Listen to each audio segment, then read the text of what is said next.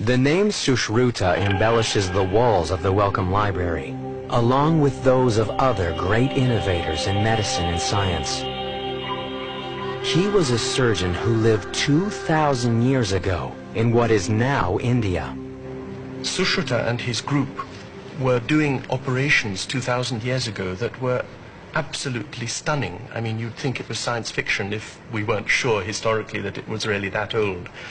They were performing surgical operations that weren't discovered in Europe for another 1,500 years.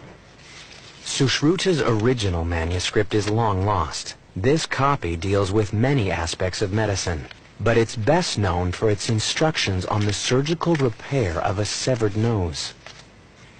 The need for Indians to develop surgery in this ancient time probably came from punishments that were inflicted on criminals who might have had their noses cut off as a very public warning and as a punishment.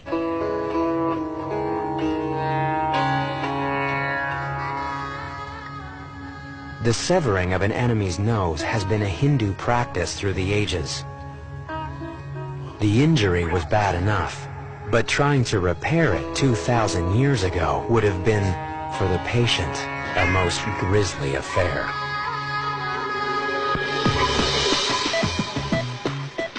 Today, modern anesthetics make a nose reconstruction bearable.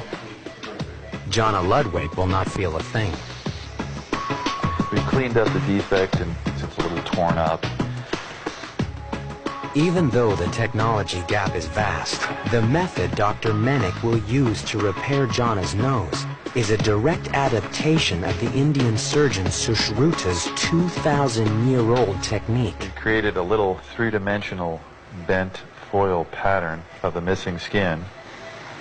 Dr. Menik has made a template to guide his scalpel when he cuts donor skin from Jonna's forehead.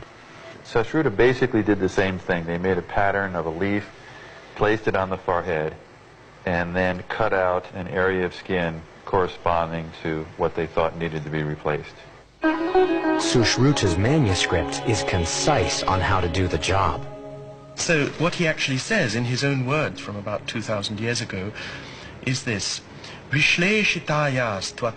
when a nose has been cut off, I shall describe to you properly how it can be repaired. First, you take the leaf from a tree and make a template the same shape as the nose.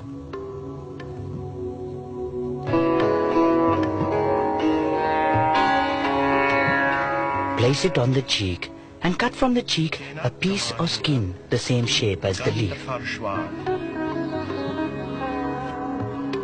Work carefully, but swiftly.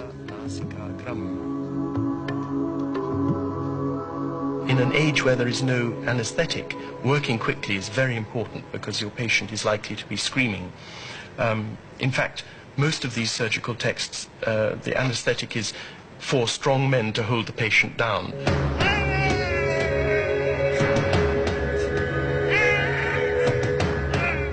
Cutting skin from the cheek was not the end of the agony.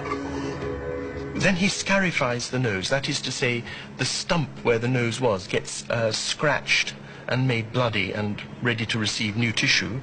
And then this new piece of skin cut from the side of the face is attached to this scarified area.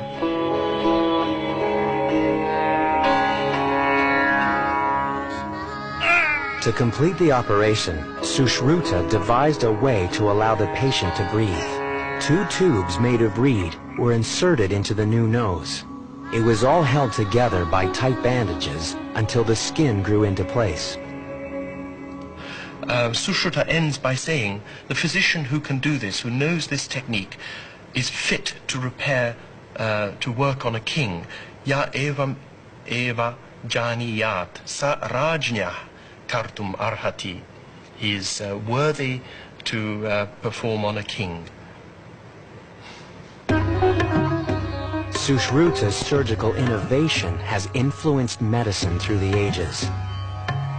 His techniques were adopted by travelers and taken west. The compendium that Sushruta created was well known in India, and it isn't until about the 7th or 8th century of the Christian era that we begin to hear that it's known in the Middle East and that there are Arabic translations of this work.